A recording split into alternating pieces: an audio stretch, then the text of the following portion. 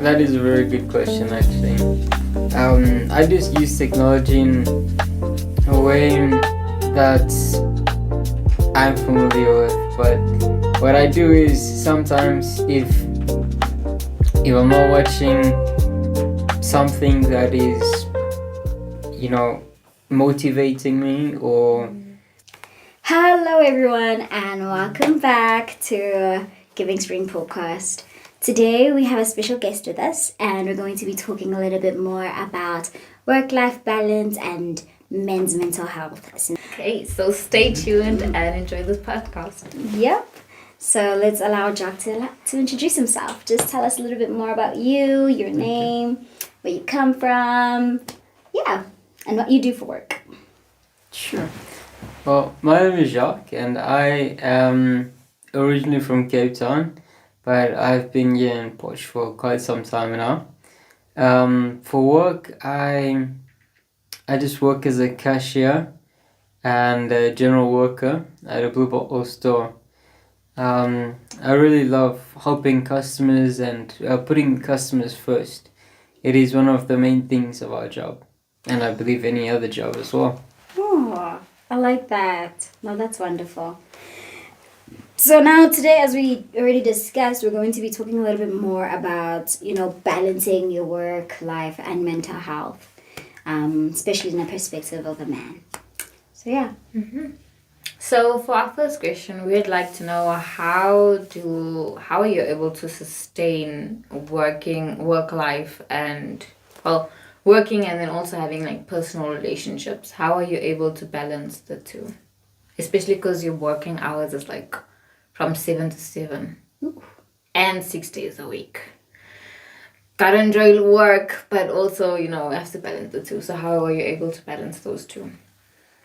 Well, the moment you find time, like right before you go to work and when you come back, I believe before in the mornings, right when I wake up, I've had this new routine. I would start reading my scriptures for a little bit, and after that I would say my morning prayers, and I would watch some music videos, church music videos, or some other type of music that I really like a lot, and it would help me get into to set the tone for my day, and then from there onwards, when I get to work, I just start helping out wherever I can, and I do my best to focus on what's needed at that moment, and then from there onwards take it further. That's incredible. I like that. I like how you've mentioned that, most of the time obviously might not be during at work, but then before and after work. It's nice to have a routine that you can trust in and allow it to build up to the day that you're going to be having. No, and to have that break in between and everything. And so as you are having pressure, well, that sounds like there's pressure, but like, how does this pressure help you in succeeding, even within, your own mental health and your relationships? Well, I believe that, in general, all of us go through pressure for different reasons or in different circumstances in our lives. So sometimes it's good to just find that point where we get at, that we can actually feel more at ease. For me, the point that I get to deal with my pressure a lot more is the time that I'm on break or on lunch, right? And I get to be motivated by people. I watch documentaries, and I get to feel more inspired by other people. Like recently I've been watching this documentary on Netflix about Rafael Nadal, the tennis player. And what really stood out to me is about how much effort he puts just into getting himself into shape, and also finding that balance, even though it's difficult from family to, being a tennis champion to all of those things. And then finding the time for his family as well. So I just do my best in order to take it day at a time and focus on the moment, being in the moment instead of everything else and being distracted. Mm-hmm. Yeah, that's so true. I think a lot of times we're just so focused on one thing at a time, and then it's just like all of this, so many distractions, and it's just crazy. But I think also with that, there's also a lot of challenges that people face, and sometimes it can be very difficult.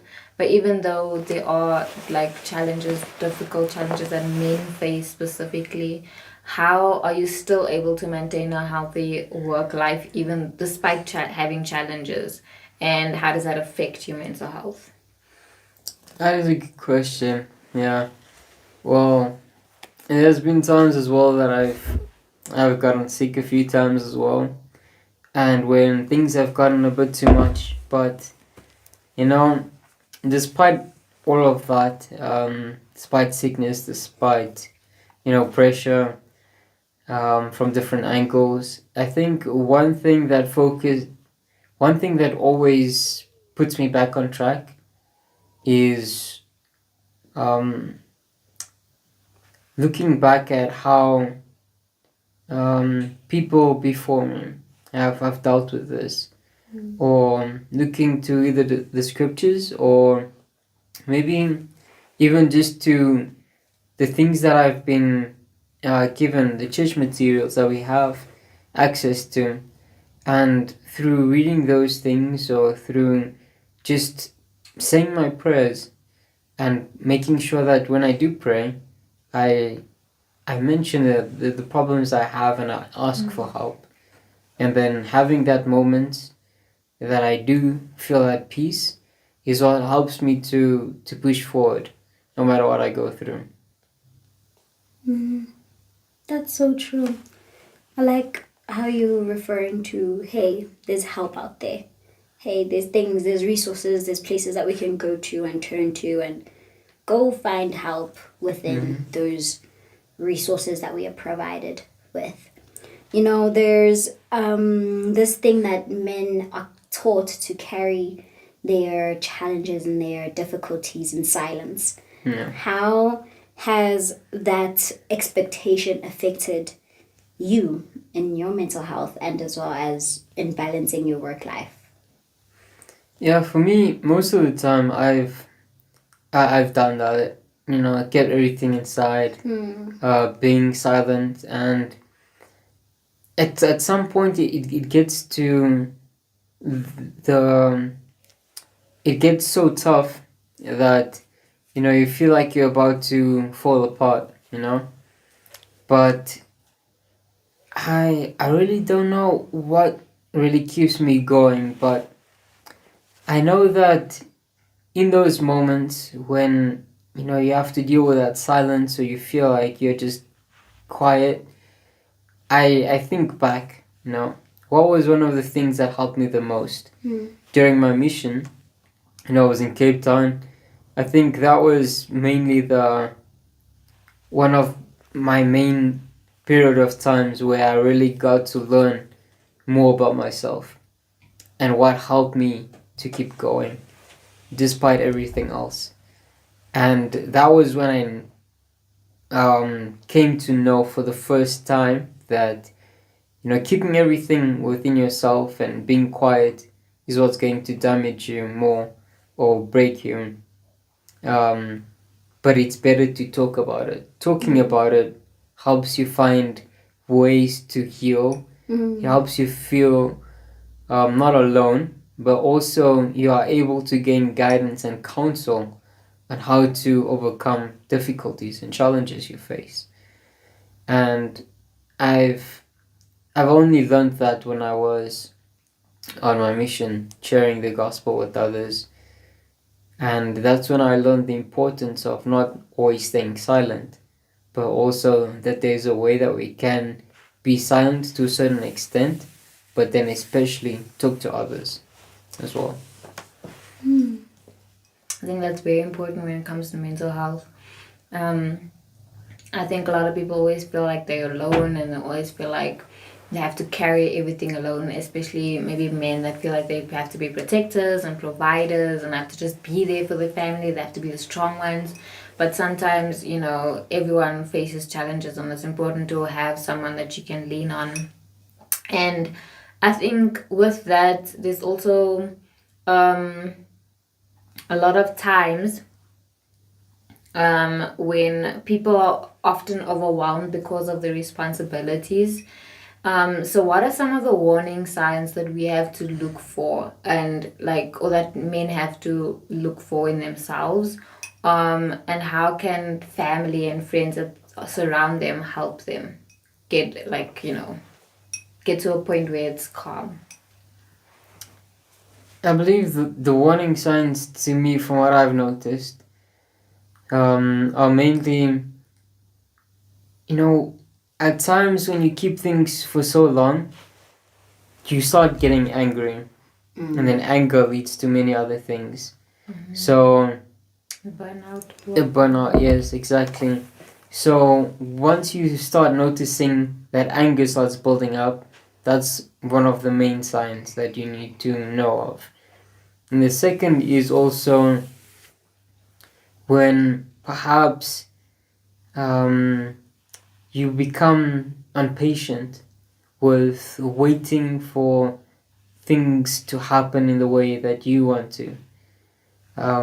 At times it could be finding that someone that's very special, or it could be even just waiting to grow in a certain way, as whether it be a male or, I believe, for everyone in any way. Being patient is a very important part, but at times we get too hasty. We want things to happen now. Yeah. We live in that time of self-gratification that we always want things at a certain point in time. So when it gets to the point that everything happens, but it's not happening according to your own way, there's also time that you need to reflect. Time you need to take a step back and really get a different perspective.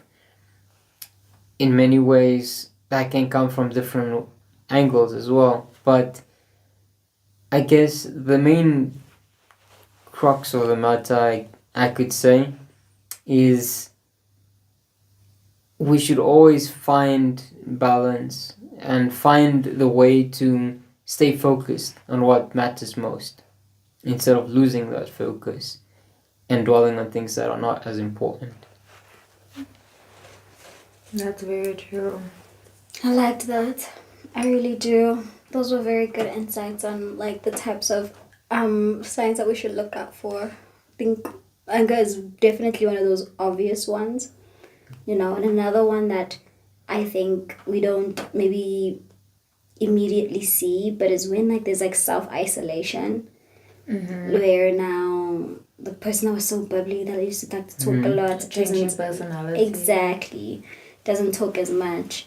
Sometimes there's going to be obvious signs, and then there's other times where the signs are not really that obvious and they're very subtle and slow, but they are there, Yeah. Reminds me of our previous podcast that we had, and I think it was Sakile, he mentioned let's talk. It's so hard because people don't can't, besides listening, they can't read your mind. We can't all read each other's minds and see, oh man, you might be struggling in this sector currently. But yeah, I really liked that. Same. I think when it comes to mental health, a lot of people feel like, okay, I know how to be kind to others and make sure I'm available for others, but we forget that we also someone too, and that we have to be kind with ourselves also. Yeah. So I like how you're going off on that and how important it is for us to just focus on our own mental well-being and our own triggers, and taking that moment of calming, or even like you're saying, watching Netflix and just like chilling, and getting into a routine where we go maybe go to the gym and like exercise, anything that helps us to relieve that pressure, and then also talking to someone. Now, I would like to ask you for maybe a few practical ways of being able to juggle family, work, your mental health. Like, what are the practical ways that you are using to juggle what life has to offer? Sure. It's a difficult question to answer, but I guess I'll answer to the best of my ability. Some of the ways that I'm trying to juggle all these different things that's going on is, first of all, I'm trying to figure, like, for an example, let's start with spirituality, right? There's different things that comes with being spiritual, or a person that is a believer and who has faith in the Lord, but it is that all we need to do as Christians, or what we've been told and what we've been taught as well through Jesus Christ as well, that we need to put him first. We need to put the Lord first in all that we do, and that can be very difficult at times. But yeah, at work, one of the ways that I do that is by focusing on customers. In the scripture in Mosiah 2:17, it teaches us that when you're in the service of your fellow beings, you're only in the service of your God. And so, when I try and help customers first and put them first, I feel like in that way I can also focus on what the Lord would want me to do. I try and focus on every point or every task that I'm put up with as an opportunity instead of something that is a burden. And so I try my best to focus on those who need my help, and those that I can talk to as well, because sometimes customers can help me deal with difficult times as well. So it's good to keep a good conversation going, asking them about how they are doing instead of focusing on myself. And then secondly, with family, I try and make time to spend with them, whether it be like watching movies together or just talking. Sometimes talking as a family is something that is very overlooked.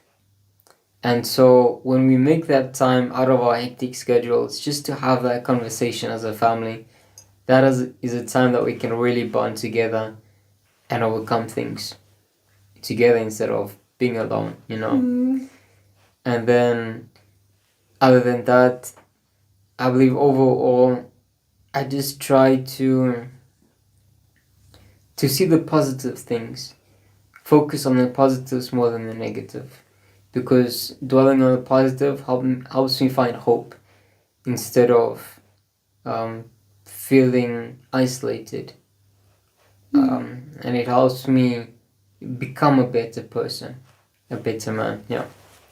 I like that. Man, those practical examples were very, very great. I really liked how they were like people orientated. A lot of them had to do with you leaning on other people to also help you. For instance, your family, your customers, they all just played a role within your mental health. And also some things that I think one can do personally for themselves would be things like journaling. When you were just mentioning your customers and the people that can help, also I'm missing a word, but when you share gratitude, when you express gratitude, either through writing or either through praising or whatever, but an expression of gratitude literally changes a brain pattern. It does. And I've seen it and I've experienced it myself. So I'm definitely for those kind of coping mechanisms too. Those practical strategies.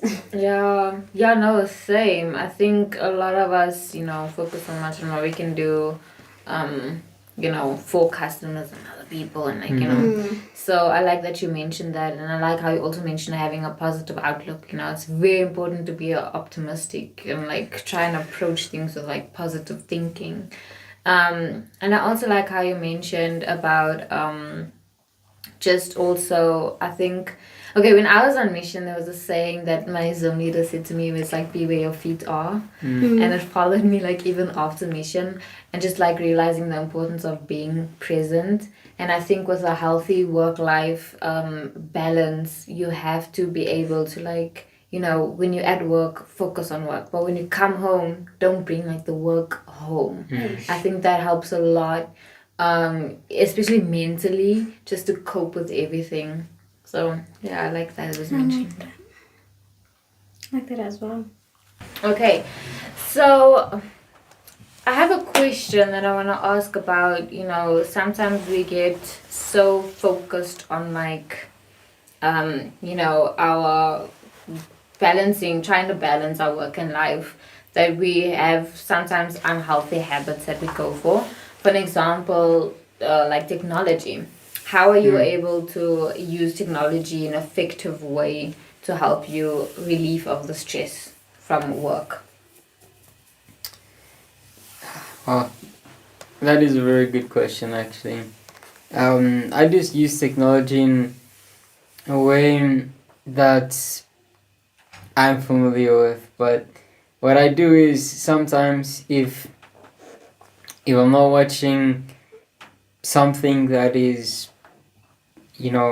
motivating me or helping me in some way to find answers on how I can cope with some things, then I would play chess, or I'd play maybe a game of soccer on my phone, or I would mainly look for things that stand out to me and that are especially, some things that are needed for me in that specific moment. And sometimes, especially, there are some people that I talk to, or some things that I can do, especially like, now I'm focusing on trying to use my phone to prepare for my learners, and I look for things, search for ways that I can do things better, and that helps. Improving a skill, like Yeah. that. I like that. Yeah, it's like using it to take your focus off of something else. Yeah. I like it. Well, thank you so much. And now we have come to the part where we have the game. Drum rolls, please. And so today the game we'll be playing is going to be called Pressure, Priority, or Peace. So, I'm going to give us scenarios, right? And you guys are going to explain whether this is pressure, or this is priority, or this is peace. So, just to maybe give you a little bit of a definition of each of these words. So, pressure meaning this gives you stress, it's overwhelming, and it's a burnout experience. Priority is something that is important, that will require attention, and as well your commitment. And then peace is something that helps you maintain balance, your well-being and your mental health. Okay. So it's simple, right? Scenario equals to pressure, peace, or priority. Cool. So the first scenario. Before we start the game, for our viewers watching, our cameraman will also be joining us, Tabo. So we'll be hearing voices. Don't be alarmed, but there's 3-4 people playing. Yep. Okay. So. Okay. Scenario number 1. You answer work emails at 10 p.m. every night. Each night, every night, you answer your work emails at 10 p.m. Is this pressure? Is this priority? Or this is Peace. Whoever chooses peace for that one is psycho. Maybe it's their routine. Quick question. Yeah. Do I have to answer them around the time, or it's just my preference? Why do I feel like you're gonna go for peace? Nah, come on. It's your preference. I feel like It's a preference? also Then remember that's a pressure because if I'm not sleeping. exactly because like I feel like it's also depends on like your kind of scenario in your life, you know. So for instance, me, I'm still single, still have like no children, I'm not married, but I can like answer emails at 10 p.m. Like I have a late night as a young adult. You get what I mean? Unlike me, that is not single. I have a family, I have kids, I have children, and by 10 p.m. my kids are put in bed, but then I have to rest for the next day. You know? Yeah. So put it in your current life right now. Right now. Yes. So is the scenario peace, pressure, or priority? I guess mine would be pressure. It'd be I also pressure. feel Yeah. like it's pressure. It's also Even though I'm pressure. not doing anything in Yeah. my life right now and I'm awake at 10, it's still pressure. Tabo, I said pressure. pressure. Yeah, no, I did say. I love Mama 2000. I like it. Another one is okay. You take one evening. Okay, you take one evening a week just for yourself. Oh, peace. Peace. Wait, 1 week what? One evening in the week. 1 evening. In the week. Oh man, that sounds like It's not in a whole day. It's It's not 24 hours. Just one evening in the week. I'd say it's a priority. I like that. I don't know. I want to say peace, but then I also feel like it's a little bit of pressure. One, like, Wanted to do what? Just to do nothing. 1 evening. For yourself. Like Yourself? taking I think you're time. prioritizing yourself, yeah. I like it. I also say priority. I'll say peace. You'd say peace. Why? I don't know. I just feel like, okay, in my mind, if like you're very, very busy and then you just like, you know, if 1 evening is all that you can fit in, like obviously it must be a priority. But I just mean like it's also time to Yeah. find peace. Like for you to do something, just Yeah. take a break away from whatever's stressing you and just like relax. Shame, it does help you. It brings you back to balancing your mental health. Yeah. So, Definitely. yeah, I like that. All right. And then, okay. Now, different scenario. We are a little bit older. We say, you miss your child's soccer game because of work. Is this peace priority or is it pressure? This is odd. Okay, I'd say so pressure. You'd say pressure? Yeah. Do I need to answer why, or is it Yeah. fine just like that? Let's hear everybody else's. Okay. I'm hoping they say something different to you because I like wait, I'm trying to understand the scenario. Like, is it like you miss your child's soccer game because you at work. Oh, can I? Okay, I want to say I want to prioritize my child, so I want to like teach the work.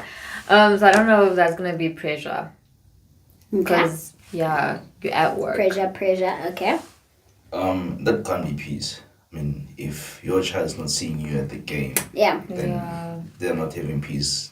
Therefore, you're not having peace. And we can't say that's a priority because of your child. It's also a priority.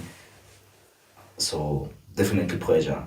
I mean, why can't you just, speak with your manager or something and then go to the game? You can't feed your children if you don't stay at work, guys. That's true, but then this is what we call family responsibility leave at work. You mean the 3 So days you get off? Bruh, every week when your child is playing soccer, you No, you can't be going every week. Sometimes okay. your spouse has so to go. balance. Something Okay. balance. Okay, but I like it, and I agree with you guys with pressure. Yeah. I think it's a lot. It's I like these scenarios because they are dilemmas. There's no right or wrong answer, and it's different in every circumstance and different in every time. So for now, Nami, I feel like it's pressure, but then I feel like if like in reality were to hit and I know, oh my gosh, my I've kids are been depending there for on like 10, 20 games. Then I feel like yeah, I could prioritize a little bit of work just to better their future. All right, another one. You say no to extra work because you're already overwhelmed. Priority. Is that pressure, priority, or peace? I say it's peace. I also say it's peace because saying no to extra can probably not you won't think of it as peace at the moment, but when it comes, over time it will help bring you peace. I like that. I say priority. I Priority. need to say this is too much work. So I'm prioritizing myself, my mental well-being, as to say, you're making me overwhelmed if you give me this extra set of work. Yeah. Yeah, most definitely I'll say priority as well, not peace. I feel like in my mind I'm having something different when I'm thinking of peace. Yeah. Yeah. I think we said peace because peace means that you are what was the definition again? Let me go back. It says something that helps you balance your well-being and your mental health, and then priority would be something that is important and requires your attention and commitment. So I think they both really go hand in hand Okay, together. cool. Yeah. Makes sense. And then next one would be you haven't spoken to your friends about how you're feeling in 6 months. Is this pressure, priority, or peace? Yo, that's pressure for me. I feel like it's the worst thing. The way I think I'm a talker. So the thing is, 6 months is long. right? And I haven't spoken to my friends about how I'm feeling. Cute shame. And pressure. Definitely I'm burnt pressure. out. Yeah. Yeah, for sure. It depends. I'm not more of a talker. 6 months. I do talk. That was talk. 6 months. Come on, even if it's 6 months, come on. Maybe it's a piece. Somehow I want. No, listen. Oh, listen, no, we're listening. Not judging. I'm trying to cook My you. face You are is judging already. My face is judging. I'm not judging on the inside. You're already judging. Don't judge. Maybe I'm trying to figure things out by myself. Yeah. And in me doing Okay. that, there's no one who's pushing me maybe to do this, that, or anything. Remember, if I'm telling you as my friends, you may come with advices telling me of what to do or what not to do, or but then whereas if I'll do things by myself, I'll take time. Yeah. Take my time and also do it the way how it would just be easy for me or be simple. Yeah. No, that makes sense. That makes sense. Well, that was actually our last question. Our last scenario. Yeah, so I liked it. I really liked this game because I think it connected so well to exactly what we were talking about, how we need to be able to balance our lives and really use the practical kind of strategies that we can use to become better for ourselves mentally, physically, and even emotionally, all of the above. Our goal is to become whole people. Yeah. True, I definitely agree with that. And I think it's very important for us to just maintain a very healthy work life. Because I think everyone think, okay, no, it's fine. As long as there's a balance of some sort, 70-50, 70-30, or 50-50. Sometimes, it's important to maintain a healthy one. So make sure that we're spending enough time, in recreational activities as well as with family and friends and just having a balance in all of our aspects in life. So thank you guys for joining us on this podcast, on this episode. Hope you learned something. Comment down below your favorite activity that you like to do in order to relieve some stress of that work life. Work, yeah. Absolutely. And we just love to say thank you so much to Jack once again for joining us today. It was really a great one, and we can't wait to see you on our next one. And remember, Be the spring that gives life to your own soul.